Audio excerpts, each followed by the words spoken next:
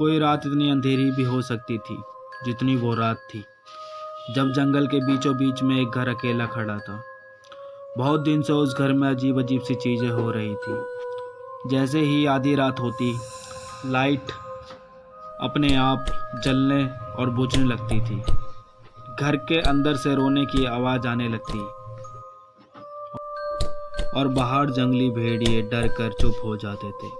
चमगादड़ घर के चक्कर काटने लगते, जैसे घर के अंदर आना चाहते हों।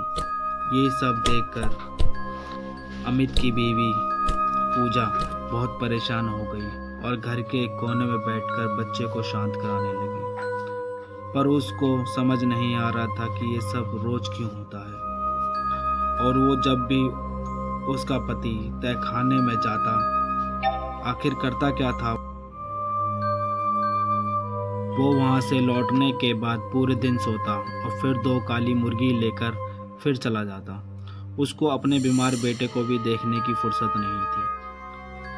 पूजा अपने बेटे को बेड पर सुला देती और आज खुद तहखाने में उस कमरे में जाने की कोशिश करती। अमित ने मुझको इस कमरे के आसपास भी आने के लिए मना किया है, पर आज तो मैं ये पता लगा लूंगी कि करता क्या है वो पूरी रात इस कमरे में। जैसे ही पूजा ये सोचकर आगे बढ़ाया, तभी अंदर से एक जोर से आवाज आई, रुक जाओ पूजा, वहीं रुक जाओ और चुपचाप वापस लौट जाओ, वरना सही नहीं होगा। चली जाओ यहाँ से जल्दी। अमित की कड़क आवाज ने पूजा का दिल तोड़ दिया। उधर उसका लड़का रोए जा रहा था बार बार, और बुखार में अपने बेटे को लिए रोने लगी। मुझको नहीं पता तुम क्या कर रहे हो अमित, जबकि हम लोगों का सब कुछ लूट गया है, पर इसका ये मतलब नहीं तुम अपने बीवी बच्चे को ही भूल जाओ। क्या इसी दिन के लिए हम एक हुए थे? अपने आप से ही सारी बातें कहकर रोने लगी। अमित गोल घेरे में आग लगाकर बैठा हुआ था और उसके सामने 2 काली मुर्गियां, लाल रंग का सिंदूर और कुछ जलते हुए दिए थे और किसी साधना में लगा हुआ था। पूजा को इस बारे में कुछ नहीं पता था। उसके मन में बहुत ख्याल थे कि अमित उस कमरे में करता क्या है और क्यों। इस घर में आने से पहले वो बिल्कुल ठीक था, फिर अचानक क्या हुआ। बात यह है कि अमित ब्याज वालों से बचने के लिए इस घर में छुपा हुआ था, जो उसकी जान के दुश्मन बन गए थे, क्योंकि अमित ने बिजनेस के लिए बहुत सारा पैसा उधार ले रखा था, पर उसकी फैक्ट्री में आग लगने के कारण वो पैसा नहीं दे पा रहा था। इस वजह से लेनदार उसको घर आकर परेशान करने लगे और मारने पीटने की धमकी और जान से मारने की धमकी देने लगे, और वो इन सब से बचना चाहता था। और उसको किसी ने रास्ता बताया कि भाई तुम वहाँ जाकर ये काम कर ले। अगली ही रात को वो शमशान पहुंच गया और वहां पर कुछ अघोरी बैठकर कुछ खा रहे थे। और ले तू भी खा ले मांस। नहीं नहीं नहीं, तो ऐसे क्या देख रहा है मूर्ख आदमी, चला जा यहाँ से। मुझे बड़े बाबा से मिलना है, बताओ कहाँ है। वो तो वहाँ पेड़ के नीचे बैठे हैं साधना में, चला जा अब। अघोरियों से बड़े अघोरी का पता चलने पर अमित सीधा वहीं चल दिया और हाथ जोड़कर खड़ा हो गया और कुछ ना बोला, क्योंकि जिसने उसको वहाँ भेजा था उसने बोलने के लिए मना किया था। इसलिए अमित चुपचाप खड़ा रहा। अघोरी साधना में ही किसी से बातें कर रहा था, पर एकदम चुप हो गया, जैसे किसी की बात सुन रहा हो, पर अमित के अलावा कोई नहीं था। अघोरी बोला, ज्यादा ना सोच अमित, तो उस शक्ति को नहीं देख पाएगा। किस शक्ति को बाबा? राक्षसों की रानी। मैंने बहुत मायावी को सिद्ध किया है, जो मेरी हर मुश्किल में मेरा साथ देती है। तो उस शक्ति को हासिल नहीं कर सकता। चला जा यहाँ से, तेरे बस में नहीं है। मतलब राक्षसों की रानी के पास हर परेशानी का हल है बाबा? हाँ बेटा, वो अगर चाहे तो तेरी सारी इच्छाएं पूरी कर दे। अगर ऐसा है बाबा तो मुझे भी एक मायावी दे दो बाबा, मैं बहुत परेशान हूँ, बहुत ज़्यादा। अमित की इस बात पर अघोरी को गुस्सा आ गया और बोला, अरे मूर्ख, मायावी मिलती नहीं, उसको साधना होता है, और तुम जैसे साधारण आदमी के लिए ये आसान नहीं। बाबा जी, मेरे पास अब कुछ नहीं है खोने के लिए। अब मैं कुछ भी कर सकता हूँ।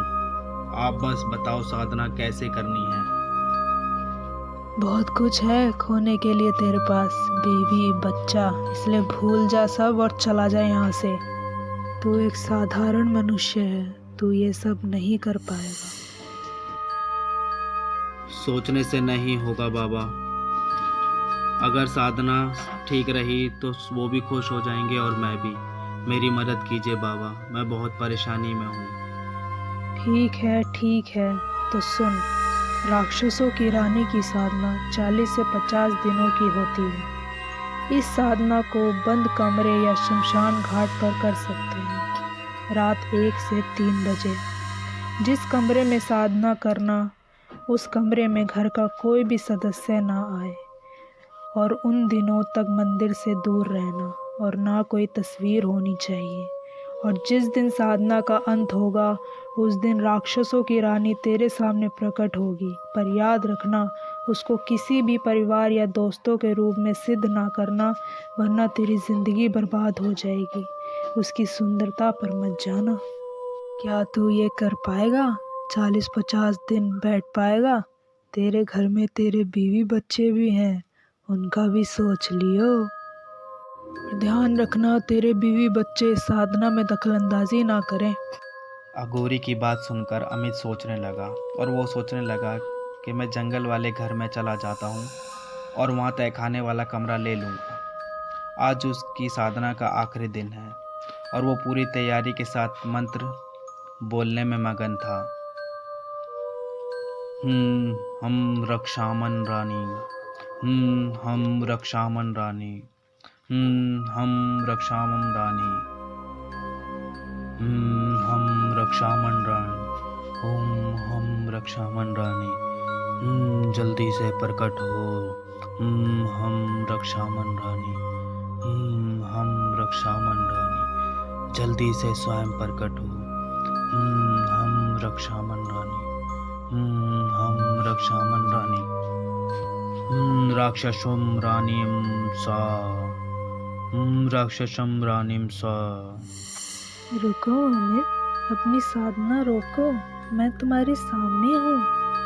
एक एक शब्द अमित के कान में मोती की तरह जा रहे थे। जैसे ही उसने अपनी आंखें खोली, उसके सामने राक्षसों की रानी एक खूबसूरत बाला देखकर वो खुश हो गया और बहुत ही ज्यादा मुस्कुरा रही थी। क्या हुआ अमित? तुम कुछ बोल नहीं रहे? तुम्हें कुछ नहीं चाहिए क्या?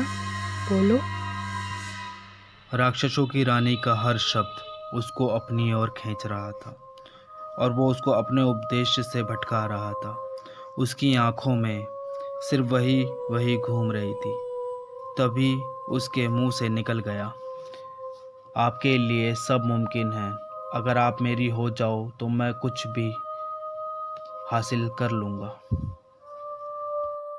तो आज से मैं आपकी हुई। अब तुम्हारी इच्छा मेरी नियति होगी, लेकिन अब तू मेरे सिवा किसी और को नहीं देखेगा, फिर वो चाहे तेरी बीवी क्यों ना हो। वरना ये सुनकर अमित के होश उड़ गए। तभी उसने अघोरी की बात को याद करा कि राक्षसों की रानी को कभी भी परिवार का हिस्सा ना बनाना, वरना तेरी जिंदगी बर्बाद हो जाएगी। पर अब मना भी नहीं कर सकता था, इसलिए चुप रहा और उसको गले लगा लिया। सुबह जब उसकी आँख खुली तो उस राक्षसों की रानी की बात याद आती है, हर औरत से दूर रहना और किसी को पास मत आने देना, वरना दिक्कत हो जाएगी तुम सबको। पर वो इस बात का दुख नहीं करता और खुश रहता है और सोचता है कि अब मैं हर वो चीज़ पालूंगा। तभी उठकर वो ऊपर की ओर जाने लगता है। ऊपर जाते ही, ऐसे खामोश क्यों हो? जल्दी बताओ, क्या हुआ? क्या हुआ, बोलो। तुम्हारे शेर रातों रात बढ़ गए हैं। लेनदारों का फ़ोन भी आ गया था कि अब तुमसे पैसे नहीं चाहिए, तुम्हारा बिजनेस ठीक हो गया है। क्या बात कर रही हो? सब ठीक हो गया, बिल्कुल पहले की तरह? ये मेरी साधना का नतीजा था। एक बात और, अब हमारा बच्चा इस दुनिया में नहीं रहा।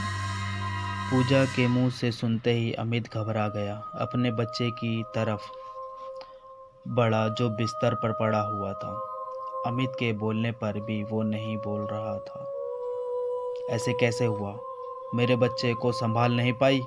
कैसी औरत हो तुम, बताओ। मेरा बच्चा, तुम तो ना ही बोलो तो सही है, तेरी वजह से हुआ है, तुमने ध्यान ही नहीं दिया। तुमने क्या किया, इस जंगल में ले आए, ना खाना ना पीना, और तुम अपने आप में गुम हो। हमारा बच्चा बुखार में बिना दवाई के दम तोड़ गया, और तुम मुझसे पूछ रहे हो मैं कैसी औरत हूँ। मुझसे और मेरे बच्चे से दूर रहो और ना कोशिश करना कभी हमसे मिलने की। मैं जा रही हूँ हमेशा के लिए, मेरे पीछे बिल्कुल मत आना। इतना कहकर वो बच्चे को उठाकर चल पड़ी और घर से बाहर निकल गई। उसको जाता देख अमित को भी अपनी करनी पर अफसोस हुआ और रोने लगा, और रोता रोता उसको रोकता भी नहीं। बच्चा खोने का दर्द भी था और पूजा को जाने का दुख भी। अब उसको सब कुछ पाने का गुस्सा और खुशी भी थी, और उसके पास राक्षसों की रानी की वो कुछ भी कर सकता था, और उसने अमित को वश में कर लिया और बहुत जल्द अमीर आदमी बन गया। घर कार उसकी हर रातों रात सारी इच्छाएं पूरी हो गई। कल रात तक जो उसको मारने के लिए आए थे, अब वो उससे दोस्ती करना चाहते थे और अपनी हर गलती सुधारना चाहते थे। राक्षसों की रानी के साथ जीवन बीत रहा था, पर उसका दिल अब भर चुका था और जुर्रत से हर काम सारे पूरे हो रहे थे। राक्षसों की रानी रोज रात को उसको अपने साथ सुलाती ताकि वो कहीं जा न सके, और बीच बीच में देखती भी रहती थी। पर अमित हर सुबह अपनी बीवी और बच्चे को याद करता और हर रोज रोज सोच सोच कर रोता, और वो दिन पे दिन पागल हुआ जा रहा था। एक रात को उसने रानी को सब कुछ करने से मना कर दिया।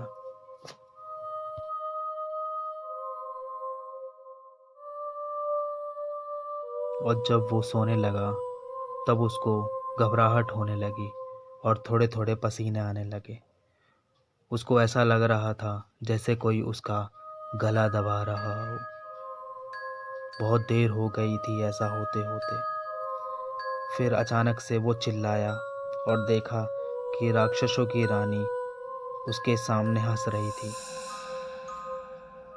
मेरे बिना तेरा यही हाल होगा अमित, सब कुछ चला जाएगा और मौत हो जाएगी। मैं नहीं आई थी तेरे पास, तूने बुलाया था, और अब तू बचना चाहता है। अब से ही तेरी मौत हूँ, कल फिर आऊँगी, समझ जा, वरना वरना अपनी मौत का कारण तू खुद होगा। अमित समझ गया था कि अब कुछ नहीं हो सकता, अब आर पार ही होगा। ना के पत्नी के पास जा सकता और ना ही यहाँ जिंदगी गुजार सकता था। मतलब मौत तय थी, लेकिन अब कुछ भी हो वो एक बार अपनी पत्नी से मिलना चाहता था। पर उसके मन में डर था कि वो राक्षसों की रानी कुछ भी कर सकती है। पर वो अपनी पत्नी के घर जाता है तो देखता है कि बाहर कुछ लोग खड़े हैं और बहुत भीड़ हो रही है, और उन लोगों को हटा के आगे जाता है तो देखता है कि सामने पूजा एक लाश बनकर पड़ी होती है और अपने बच्चे का गम झेल नहीं पाई और घुट घुट के मर गई। पूजा को मरा देख अमित घबरा गया। उसको समझ नहीं आ रहा था कि क्या करे, इसलिए वो वहाँ से भागकर शमशान चला गया। पर वहाँ वो अघोरी भी नहीं मिले, क्योंकि वो साधना के लिए हिमालय गए हुए थे। घर आकर रोने लगा और अंत में चाकू लेकर अपने नस काट ही रहा था। और क्या चाहिए तुम्हें? सब कुछ तो है तुम्हारे पास। मैंने तुम्हें पहले ही बोला था सब औरतों से दूर रहना। मैं पागल हो रहा हूँ। मैंने उनके साथ गलत किया और वो दोनों मुझको छोड़कर चले गए और मैं भी उनके साथ जाना चाहता हूँ क्योंकि मेरी ज़िंदगी अपनों के साथ है और जब वो है ही नहीं तो मैं क्या करूँ। मैं भी वहीं जा रहा हूँ तुमसे दूर। तुमको कभी किसी के पास नहीं आना चाहिए क्योंकि तुम शैतान हो, शैतान आत्मा। नस काट लेता है और मर जाता है। देखा लालच का नतीजा, इसलिए मेहनत करो जितना हो सके।